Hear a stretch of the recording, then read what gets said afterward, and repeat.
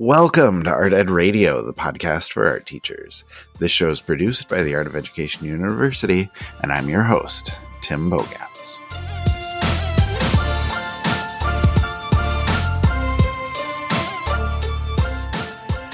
All right, welcome to the podcast, friends. Welcome to 2024. It is the new year. And as promised, even though we're a week late, it is the January mailbag. Amanda Hine is here waiting to chat with me, waiting to answer our questions. Amanda, how are you? I'm really good. I'm wearing my emotional support sweatsuit because our break was a little rocky, but I feel great and I'm happy to be here. Okay, good. I'm glad to hear that. Tell me about your break. I don't know. I don't know how much you want to dive into it being rocky, but how was the break for you? Yeah, I mean, it was a break, so in that sense, it was good. We got sick a lot, like a lot of people. I feel like every other meeting, half the people are like, I was so relaxed, and half the people are like, I had bronchitis. So, we fell into the latter category, but I did read a lot of books. I discovered Project Runway is on Netflix, a season I haven't seen. Excellent. And that was really exciting. And then I found the rest of them are available on Peacock. So that's where we're going next. Yeah, we also got a 3D printer. Oh, and nice. I thought it would be fun, but I love it. I love it. I didn't really realize the kids can just print their own toys, and then you can just print anything you want. Okay, people can't see this, but you can see it, Tim. Look at this. They're tiny milk crates. Oh my gosh. Okay, everybody, these are 3D printed milk crates. Everybody knows what a milk crate looks like. Yeah. I hope, but these are literally an inch and a half tall. They are the most I'll put it on Instagram. The day this goes up, I'll put a picture up. So go look. I think that's a great idea. Okay, I also need to ask, because I feel like this is something you would be shopping for. Do they have, those milk crates were black, but do they have, fancy filaments? Oh my gosh. I'm just thinking about, rainbow order filament or, some sort of color scheme that you would love. I'm so glad you asked. Yeah, judging by the look on your face, you've already done this shopping. Okay, well, here's the thing. I was a very responsible person, and to start, we got shiny black and matte white. The matte white is great because you can paint it. It takes acrylic paint. Acrylics? Okay. Yep. Nice, This is just plastic. Nice. But then I did some more digging, and there's ombre filament, glitter filament, pearlescent filament, glow in the dark filament. So these will be happening. I haven't pulled the trigger yet because I don't know how much I want to spend and how many rolls we really need. Glow in the dark is happening for sure, and then probably glitter is my next choice. That's so fair. Yes. So I love how you're so excited about this, and I'm very curious about it. And then everybody who's had a 3D printer since 2017, duh. Can't believe you guys don't know this already. But I would highly recommend. It's been very fun. How was your break? My break was good. I fell into it was very relaxing category. We had a bunch of holiday celebrations, which I'm very lucky to be able to do. But then once we got done with all of those, it was just 9 days off of doing nothing, which I never get. And so I read so many books and watched so many TV shows and played so many board games with my kids, and it was very refreshing. I really. Do you have any recommendations? Do you have a book or a show or a game you think anyone should play? Not anyone. Okay. Everyone. So this is very interesting. Well, I don't know if you're a board game nerd. This is interesting. The 12% of the audience. Yes. You know what? The person who does not have a 3D printer and also loves board games is way into this conversation right now. There's 3 people in the audience who are this is just for me. I love it. But my daughter got this board game called Alice is Missing. We actually spotted it. You and I did when we were in New York. I don't know if you remember. We went to that game shop that I dragged you into and found it there. It was great, but it's this silent board game, and it's like a true crime, like missing persons fictional story, and you play through this entire story via text. It's entirely silent, but it's got its own soundtrack, and it's got all these cues, all these cards for what happens. It's different every time you play it, but you always play it via text with a group of people. And it was just something super interesting. Like, we had a lot of fun with it, and just a different way to do some board games. And my daughter played it with her friends as well, and they loved it. So it was just something that was kind of intriguing, like just from like a curiosity standpoint, something I haven't done before. So I really liked it. It was called Alice is Missing. So it's a fun one. Okay, but enough about board games. I don't need to ramble forever about them. But anyway, the game was cool. I enjoyed it. I want to ask you, like, now that kids are back at school, you're getting back into normal work life. Is all that going okay for you? Like, anything new and exciting happening in that front? That's a good question. First of all, that game sounds cool. Second of all, I feel like I need to tell everybody that you dragged me into the game store only after I dragged you into the gems and mineral store. Fair. We're both very on brand on that. Right. On that walkthrough. Yes. Okay. Yeah. My kids are back at school. I don't know if I've talked about this on the podcast before, but something funny happened in that I signed my kids back up for origami club. So I forgot they have origami club. They are obsessed with origami and like much better than I am. But I don't know. I never really looked at the price of origami club before. So this is like an extra add-on after school care sort of thing. And it was so many dollars. I don't know. Like, it used to be just my older son, and now my younger son can join. And so it's like both of them. So origami's twice as expensive now. Yeah. And it was like hundreds of dollars for the next 3 months. And I kind of looked at my husband and I was like, I mean, this is like their passion area, right? Like, they don't really do a lot of sports or take a lot of other lessons or do a lot of camps. And I was like, fine, whatever. And then I just like, the kicker every time is on the form. It says all materials included. I'm just like, thank you. Like, how much can the materials cost out of those hundreds of dollars? Like, I'd rather they just leave it. Is materials even plural at that point? Like, there's literally one thing that we're using. Yeah, they come home with multiple folded items. Okay, fair. But I mean, in all honesty, it's the best part of their entire week. The teacher is incredible. Like, they love it. They're so good, and I can't really complain. But I do think that is funny. That is really, really good. Oh, I love it. Okay. You ready to dive into the mailbag? I am. Okay. We're going to start. Sorry, I think we need the sound. Oh my gosh, I almost forgot about the sound. Can I please intro the sound? I appreciate you keeping us on track. Amanda, would you like to introduce it? Yeah. And now it's time to open the mailbag.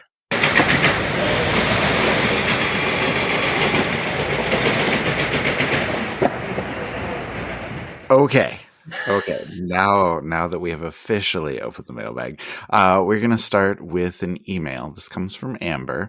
It's kind of a long one, and I think our answer is probably going to be long. Just think, but I'm going to go ahead and read this here. It says, I am in my 17th year of teaching high school art. In the fine arts department, we have seen a shift of students not being able to sustain focus and remain engaged. When I talk with a student about why they received fewer engagement points, they don't understand. They view themselves as trying and giving effort, but over a 2-week period, they only work on a project for the last 3 days before it was due. Class time is filled with them trying to multitask between changing what they're listening to, scrolling social media, extended table conversations, etc. How would you identify and explain to students what being engaged in the art making process looks like? Also, what are your realistic expectations for students of this age during a single class period where students are to be independently working? I'm having difficulty getting students to engage in art making and to remain focused. Ultimately, this growing issue leads to disruption to the rest of class or small groups of students. And then finally, she says, my school is one-to-one with iPads, where each student brings their own iPad to school, which does open a can of worms for access to games, social media, even with their phones out of the picture. I do break up class periods with demonstrations, art talks, and staggering the projects we are working on. Any advice or words of wisdom you have are greatly appreciated. Again, that is from Amber in Missouri. Ooh, I Now, mean, we asked for tricky questions. right, and This this is one of them. So I I like it feel like, though. It's good. yeah, it is a very good question. And I, like you said, I was intrigued by this one, so I asked a lot of my secondary art teacher friends, just kind of about their thoughts, and suffice to say, like you said, it's a tricky one. I think we could probably do an entire episode on this question Mhm. alone, but we can try and streamline here. And I will just start by saying, Amber, that we hear you and we feel you. Like, this engagement Yeah. question seems to be a struggle everywhere right now. So, Amanda, in hearing this, first reactions or first thoughts? Yeah. Well, there's a few. First of all, I think you need to figure out what is most important to you when you're grading. So I know that Amber mentioned like engagement points. Mm-hmm. And there are a couple different schools of thoughts on that, right? Like some teachers really like to reward that in their grading, and some people like to just look at the work itself, right? And just do standards-based grading. Yeah. And so I think you have to figure out, is it important to you that the kids are building those daily habits, or is their finished product more important to you, right? Like some kids might be thinking for 3 days and then whip out something amazing, and should they get a Mm-hmm. different grade than a kiddo who is maybe working every day but doesn't really produce anything of, merit. Right. So I think that's one piece of the discussion. I think another thing is just reassessing your expectations, and are you trying to apply pre-pandemic expectations, now that things have gone quote unquote a little bit back to normal. I think some teachers are feeling like, well, yeah, like the kids should be able to do this now, like there's no distance learning and there's no, this or that, Mm-hmm. but Mm-hmm. that experience has fundamentally changed all of us. Yes. um and I think we were talking with Janet Taylor about this, and she was saying, like, I'm just finding myself having to put a lot more fun back into my routine and put a Mm-hmm. lot more, Mm-hmm. or not necessarily lower the expectations, but change the expectations and provide a lot more scaffolding and sort of Yes. build up those skills that have been missing. So I guess those are my Yeah. initial thoughts. Where are you Well, at? I want to comment on about four things that you said, so I probably will forget three of them. But I think that Amber's kind of on the right track here. She had that phrase about, expectations for students of this age, Yep. and I think it really does matter, like, what experience these kids have been through. School's very different for them now. But I think what it comes back to, like you said, is deciding what your priorities are. And then, you have to teach that. Like you said, you have to give kids that support. So if you are grading engagement, I think kids need to know your expectations. So Hmm. you can't just say, okay, I want you to spend some time brainstorming and then do a couple sketches and then come to me with some composition ideas. Like, that's not enough for them. Like, you really need to nail down exactly what that looks like. If you want them to be brainstorming, what does that look like? Are you making lists? Are you creating a mind map? How many ideas do you need them to come with? Are they talking to you about them? Are they talking to peers about them? You really have to teach that part of the process. And then when you're going into sketching, like, what does that look like? Are they doing it on random paper? Do they have a visual journal? How many sketches do they need? How developed do they need to be? Where do they go after that? How are they getting feedback? Just all of those things need to be kind of laid out for them. And so I think when, she mentions, kids are only working for a few days, and then they think that, you know, they've been working the entire time. And I will say that's just teenagers for you. But also at the same time, like, you really need to say, you know, today is a work day for you, or I'm expecting you to do this, this, and this, or I'm looking for you to do these things. And just make sure that you're checking in with kids and make sure that they know, like you said, what your expectations are, because I think that really helps. I'd also love to chat a little bit about the distractions, whether that is conversations or phones or iPads or other technology. What advice would you give in that situation? Yeah, I think that's really tricky, right? Because if you are at a one-to-one school, then by default they have a device and it's school provided, right? And so what are you supposed to do about that? But I think here again, they need your support in learning how to focus. And what that probably will look like is not letting them get any devices out for at least a specific period of time, whether that's the first 5 minutes or 10 minutes. And I know, you know, they can be excellent tools for that brainstorming, for that ideation, for research, etc.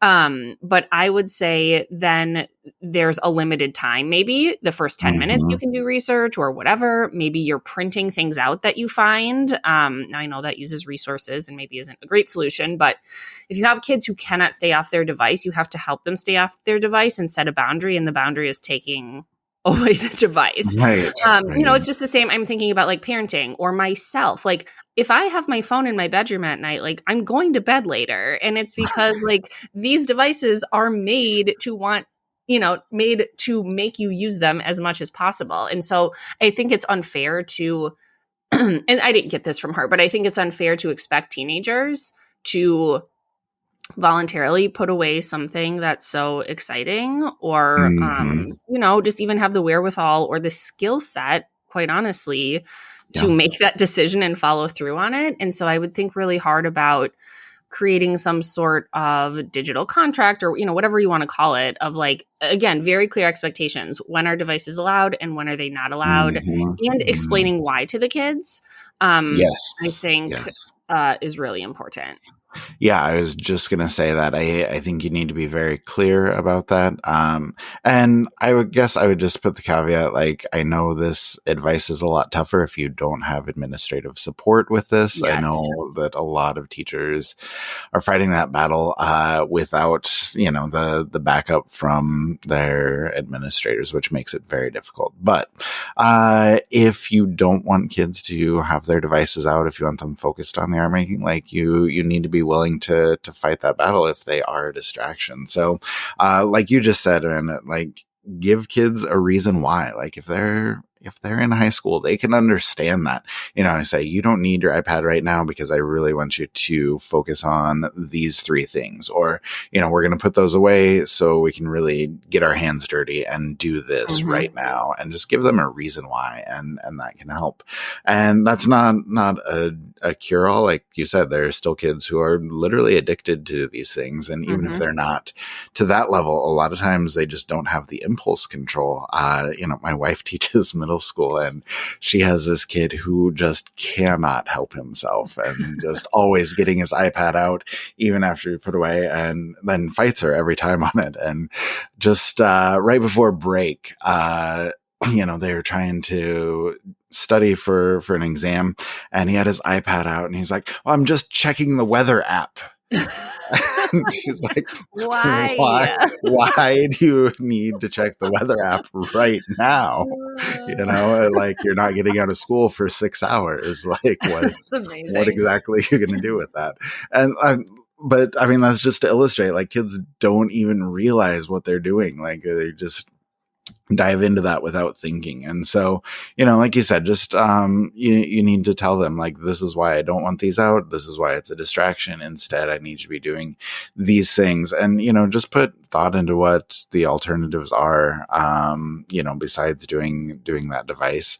And, if it is something that you need to fight, like, what are the consequences? Think about what they can be in your classroom. Think about what they can be at the building level. And then I guess, like, the last thing I would love to talk about, I mean, we could talk about this all day, but I think the engagement thing, you know, what does it look like being engaged in the art making process? That was one of the things that Amber asked about. So totally. your thoughts there? Well, I think that's tricky because I think it can look a myriad of different ways depending on the kid and the day and the, you know, whatever. But sometimes being engaged is researching ideas. Sometimes being engaged is just thinking in your own head. Like one of my own personal children, like sometimes he's just staring off into space and then 20 minutes later, the most profound thing comes out of his head. Or like, he's like, oh, like I was constructing a Lego thing in my mind. And like, now I know exactly how to build it. And I'm just like, my brain doesn't work that way. And so that's not something that I often think about, is that being productive can look like doing absolutely nothing. Now, a lot of kids, when they're, I was going to say, let's not advertise nothing. that to our students necessarily. We don't want to put that out there that just like, well, creativity sometimes looks like doing nothing, because that's all you're going to get the rest of the semester. Totally. But I think it's worthwhile to note that it can look different for different kids. Are they talking with a classmate about art? That's very different than talking with a classmate about what they did this weekend. And so I would think about, you know, if you're going to grade on engagement or productivity or whatever, like, what does that mean? What does that look like? What are the acceptable things? And maybe just widening or giving a little bit of grace there may be beneficial. Yeah. And I would just say, you know, going back to the answer I gave before about telling kids exactly what that looks like, maybe that goes on your rubric. Like engagement looks like, you know, X number of sketches, and, you know, decent engagement in brainstorming, you know, looks like this, or, you know, proficient brainstorming looks like this, and really lay it out for the kids where these are the things that I'm expecting to be doing. These are the parts of the process I want to focus on, and teach them, you know, this is what that looks like. This is what I'm expecting you to do. And so I think just spend some time reflecting on what's really important. If we can tie all this into one little bow, you know, reflect on what's most important, figure out how you're going to teach that to your kids, and figure out how you're going to follow through with both those expectations and, you know, what you're looking for them to do as part of the project. Yeah, 100%. Okay, moving on. Our next question is a little easier. This comes from Nick in Michigan. And Nick says, I would love to hear your New Year's resolutions, either professional ones or personal ones. I feel like we should have started with this question, but that's okay. We'll bring it down from the difficult engagement question to the, what are you doing for your New Year's resolution? So Amanda, you're first. Yeah, well, I have mixed feelings about the term resolutions. I try not to go too wild or be too unrealistic, but I like to think about like, oh, is there like a sustainable change I can make? Like last year I wanted to read 20 books, and like I did, and that made me read more, to just keep that in mind. So, yeah, I did though find a social media post that said you should make a fun resolution. So I also have a fun resolution, which is I want to learn how to make hot fudge. Okay. And I want to throw a party that requires dry ice. Okay. And my family and I are going to visit 15 of the libraries in the South Central Wisconsin library system, because we love going to our local library, and there are just so many libraries around. I love all of those goals. Yeah. So, I mean, like, I'm also going to try to incorporate more movement into my day. And like, I was going to say like, go to bed early, but I know I will break. I've already broken it. It shouldn't be a resolution because my body just really likes to stay up late. So yeah, that's fair. I am also not a fan of resolution. Like I'm not a big fan of trying to make like huge changes all at once. You know, like, oh, new year, new me. Like, no, that doesn't work for me. And also just the whole arbitrary date thing. Like, you know, if you want to start doing something, just start doing it. Like, why are we waiting till January 1st? Like, not to be too old and curmudgeonly, but it just like, it doesn't work for me. Not to be old and curmudgeonly, but we hate resolutions. But I'm going to be old and curmudgeonly. You know, and I don't it doesn't work for me. And I don't like the negative thoughts that kind of come with not meeting goals and not sticking with your resolutions, which, let's be honest, like most people don't stick with those resolutions. So I want to ask you though, because I was thinking about this, Nick, you're making me reflect and I appreciate that. So thank you for the question. And so I was thinking about what, I may want to do this year. And I hate to say it, but like SMART goals like work really well, Yeah. And I hate bringing that up in a podcast for teachers because I know we're all so sick of specific, measurable, achievable, relevant, time-based. Right. But like it does actually work really well. So like Amanda, I'm just thinking about your hot fudge one. Like when are you going to learn to make your hot fudge? I already have the By which month? Which month are we going to do? It is. I love that you brought this up because I guess maybe, Nick, this is a great question because while I don't really love the term resolution, I love a list of tasks. Like give me a checklist and I will crush it. And so I have written down all of these goals, including like move more and read 20 books and whatever, and make hot fudge. I made like a drawing checklist. And then every time I complete a task, I'm going to watercolor the little picture I drew. Oh, I love it. And so I've already thought about this. I already have the ingredients for hot fudge. I feel like hot fudge is a winter activity, and I would like to do it by the end of February. And I would like to make 1 jar. Very nice. See, that's perfect. So a very, very actionable goal at this point. So it's good. And Nick asked about personal and professional goals. So I would say personally, I want to do more running. I love running. How much running and by when?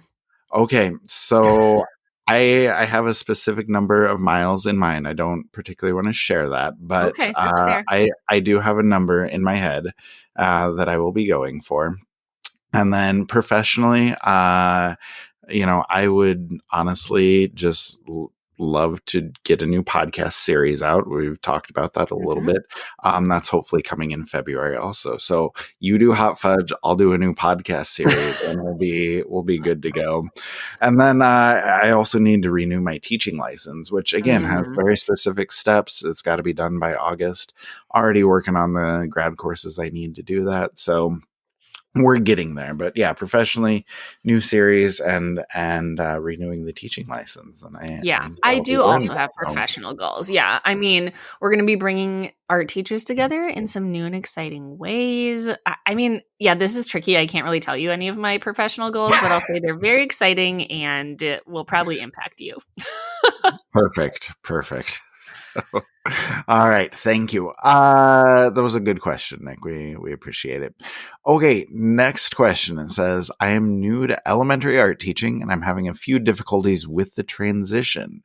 Some district colleagues suggested that I use more songs and more call and responses, but I don't know where to start with those. What are some of your favorites for elementary students? That is from Chris in Florida. Thanks, Chris. Okay, this is such a good question. So first I'll say classroom management is something I love personally, and I consider myself pretty good at. And I will tell you, I taught elementary school for 5 years and I did not sing one single time. Same. It's just not me. Like, this is a fun fact about Tim and I. We have never done karaoke, either of us, in our entire lives, and like probably never will. It's not for me.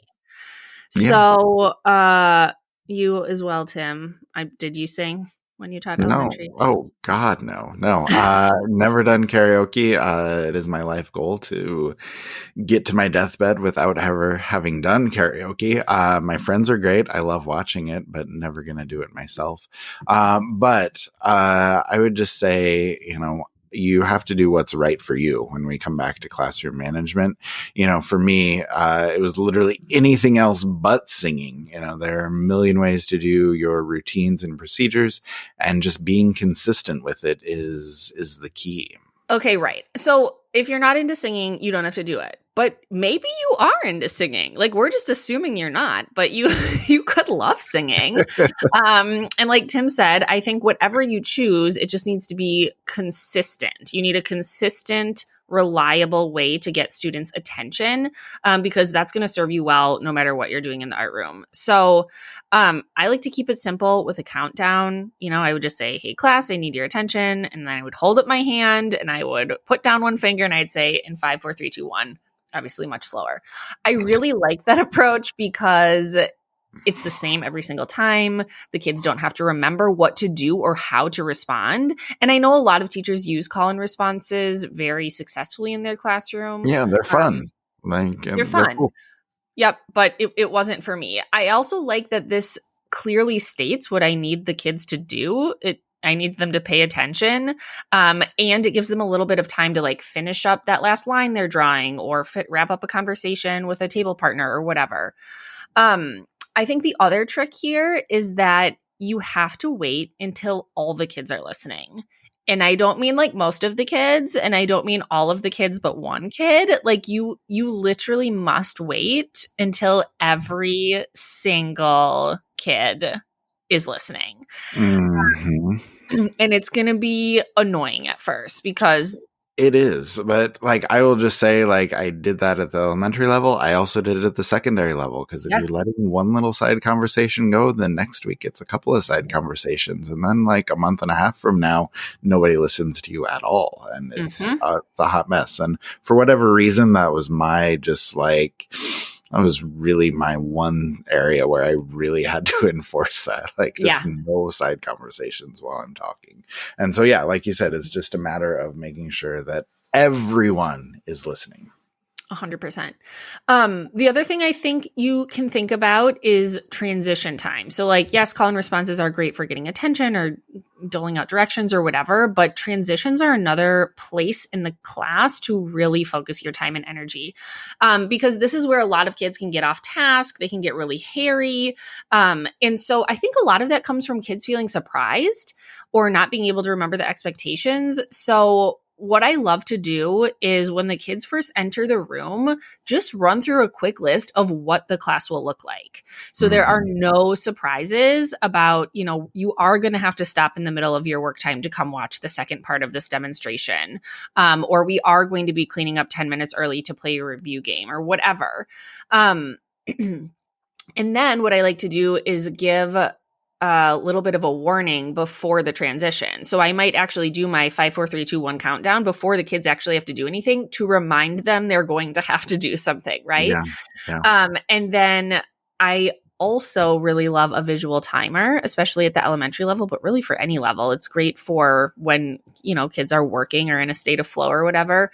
There's a timer called the time timer, which actually is a big red pie piece that gets smaller and smaller instead of counting down numerically or whatever. And that's really great because the kids can self-monitor even if they have no idea how to tell time or read numbers.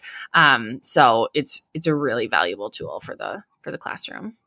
Yeah, that is a lot of good advice. And we always love to link to stuff too for people who want to dive in a little bit more. Yes. You always have resource ideas.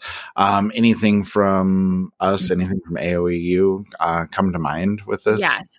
So there are 2 YouTube videos that I would direct you to. One is from our Run the Art Room series, which honestly, just watch the whole thing. It's all about classroom management. Watch all of it. But there's a specific video called Call and Response and Attention Getters, which is, I think, episode 4, but we'll link it for you.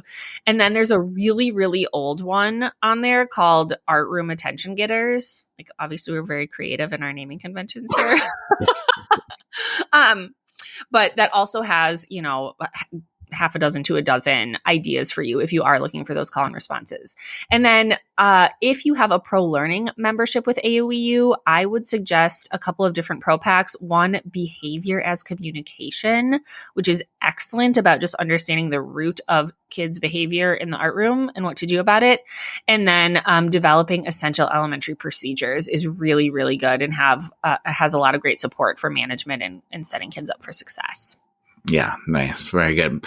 Okay, so we will link to all of those. Thank you for the suggestions. Amanda, I think we have one last question, and I have not let you read one yet. So would you like to read the final question for today? I would love to. This one comes from Instagram from @castandpressed. Thank you for the question. It says, and I think this is good because this time is coming closer or sooner, I guess, than we think, Yeah. which Yeah. is how do interviews differ from long-term sub positions to full-time positions? And do questions differ when interviewing for different grade levels, and how do they differ? So some good questions about the interview season, which is fast Yeah. approaching. Yeah, it very much is. And I gotta say, when I saw this first question come through, I said, I don't know. So I reached out to a couple of admin friends who do interviews, just talking about the long-term sub positions, full-time positions, what the difference might be. And what I got from them was that if it's a long-term sub position, it probably depends on whether they would look to hire you permanently after that long-term position is ended. So, if it's somebody who is going on maternity leave and will just be gone for like 8 weeks or something, they probably just want to make sure you can do the job, like make sure you can handle yourself in front of kids, have some basic subject knowledge, and just, I hate to say just be a warm body because you're more than that. But that's really all they're looking for, is that you're qualified, you know what you're doing. If it's something different where you may be hired long-term afterward, like say a teacher quit or is on medical leave and maybe isn't coming back, the interview is probably going to be more specific to the position. And that's where you're going to get more questions about, specific subject material, questions about art, questions about, what would you do in that position if it were yours. And then I guess I would say for full-time positions, like, I hesitate to answer just because it can vary so widely. Like, I don't want to paint anything with too broad of a brush, but, it just kind of depends on who you're going to interview with. Like, if, it's an admin and maybe a district leader and somebody from the HR department, that's going to look way different than if you have a couple representatives from the art department and another teacher leader and an assistant principal. Like, they're going to be very different. So if you can, see who you're interviewing with, if you can find that out, and then, you may have a clue as to whether it's going to be more of a general discussion or whether it's going to be really diving deep onto art things and how you would run an art room. And I guess my other piece of advice would be just, whether it's high school or elementary school or middle school, wherever you're going to be, just do your research and make sure you know about the school, know about the district, and as much as you can find out about the position before you go in for the interview. And just think about, reflect, and try to look forward, like have a clear vision of what you would want to do if you were hired in the position, how you can help the program be successful, and just like how you might fit in with that school's culture. So, Amanda, your thoughts on any of that? Yeah. Well, I love hiring. Like, interviewing is one of my favorite things to do. I think all of that is really good advice. I would say if it's a sub position, you're probably not going through multiple rounds of interviews. If it's a long-term position, you may meet with, the interview panel at the school, and then you may go to the district office and meet with, a director of curriculum or superintendent or HR or something. So kind of be prepared for that. My most harrowing interview experience was that I walked into a room and there were 7 people there, including parents. Oh my. Okay. I'm not saying oh my as though that's bad. Like, I think that's a good thing, actually. But also, as a baby teacher who has I was a baby. This was my interview, that is scary. Yeah. I was 22, a 22-year-old baby, my first interview. I crushed it. I got the job because I was super prepared. So I think what Tim said about like doing your research is really key. So I'm always impressed when a candidate does exactly that. They, come in and talk about the background knowledge. They know the district initiatives or, things that are going on in the school and can talk really intelligibly about how they would fit in with those things. I know we don't want to say like definitely be prepared to answer that, but I would say there's kind of 4 areas that I would focus on really having polished answers for, excuse me. One is be prepared to talk about your teaching philosophy and pedagogy. How do you approach teaching? How do you approach classroom management? How do you differentiate for students? And then your approach to assessment. If you're looking for support with interviewing, we have an excellent article called The Art Teacher's Ultimate Guide to Getting Hired, which Oh has a yeah, download. that's a good one. It's a good one. It has a download with 25 common art teacher interview questions. It also has notes about how to think about answering those questions, and it has room to write. So if you go through that exercise and complete that, set of 3 pages or whatever, you're going to be in pretty good shape. If you want to dive even more deeply, you can check out the Pro Pack Getting Hired as an Art Educator. I made that one. I wrote the article. So I think it's good. But I think it's objectively good. So if you want someone to sort of like walk you through all the different things you have to think about when interviewing, that Pro Pack is really excellent as well. Yes. And just so Amanda's not patting herself on the back too much, I will also say that is a good Pro Pack. Oh, thank There's you. a lot of good information in there. So, okay, Amanda, we need to wrap it up there. But I just realized that next time we do a mailbag, it will be post Now Conference. We have the Now Conference less than a month away, which is A, very exciting, and B, very scary for the people who have to run it, because there's a lot that goes into it. But I don't know. I'm excited. Like I don't know. Things are coming together quite nicely. Presenters are turning in some incredible stuff. The presentations are going to be great. I'm so excited about the schedule, everything that's coming together. Can we take 30 seconds before we go? What are you excited about with the Now Conference? Yeah, I mean, okay, well, I'm obviously very excited about Devon Rodriguez because as our featured presenter, he is going to be excellent. I just watched the final video, all edited together, and it literally made me teary-eyed. If you don't know Devon by now, he is the guy who draws people on the subway, hands them their picture. He's an incredible artist, but more than that, he's an incredible human being, and he talks a lot about his art teacher influence and how his art teachers really helped shape the artist he is. And it's just really moving and wonderful. And he's funny. It's just great. So if that doesn't sway you, you can go to our website. Maybe we can put one more note in the show or in the show links. Is that what they're called? Show notes. Show notes. You're close. Yeah. You're close. It's been a long episode. In the show notes, we can link you and you can see the entire schedule for the main event. There are so many amazing presenters and presentations, something for everybody. So I'm just really excited to also just get in the chat during the conference and just when we open it up and hundreds and sometimes thousands of teachers are there together. Like it's my favorite moment of the year. So what about you? Yeah, it's incredible. All of the above. And also, you and I have been working a lot on the conference kickoff and the games that we're going to be playing the Friday night before the conference, which is always a blast. Just to let you all know, I'm still fighting the costuming part of things. I will prevail. But we have some great games planned. We have some amazing giveaways, and I just have so much fun with that. I'm really, really looking forward to doing that. Yeah, we're going to give away $500 to 4 art teachers. If you weren't at the last conference, I have a money gun that I am bringing back. I believe it's named the Rainmaker. Is that correct? The Rainmaker. It is golden chrome, and it shoots out money, and you can win it. So lots of reasons to sign up. Like art making games, money flying through the air, and then a whole day of professional learning. Like, what more do you really need? Like, what more could your professional life really need? Full package. Yeah, right. And you can hang out with us, and we would love to chat with you. So you can go to theartofeducation.edu/now, and we'll also link in the show notes. Is what they're called. Good.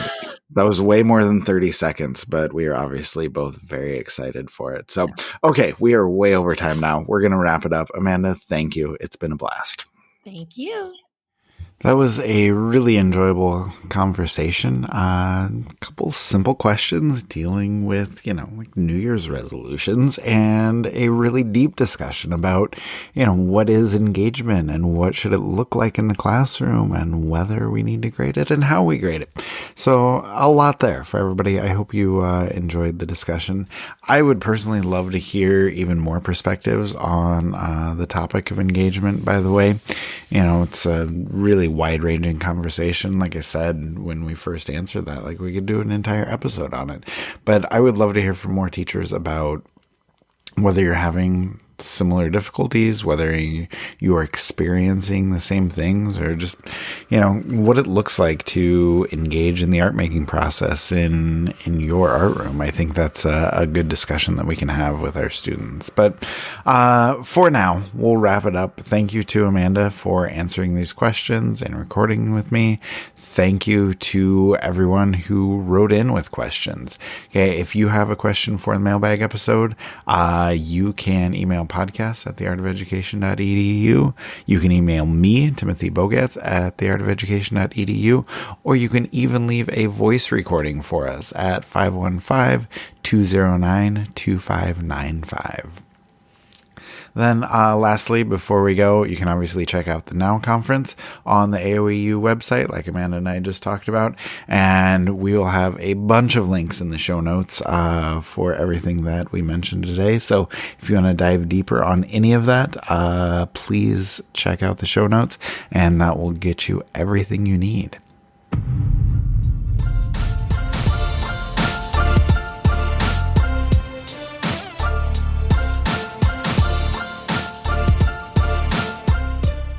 Art Ed Radio is produced by the Art of Education University with audio engineering from Michael Crocker. Thank you for listening, and we will talk to you next week.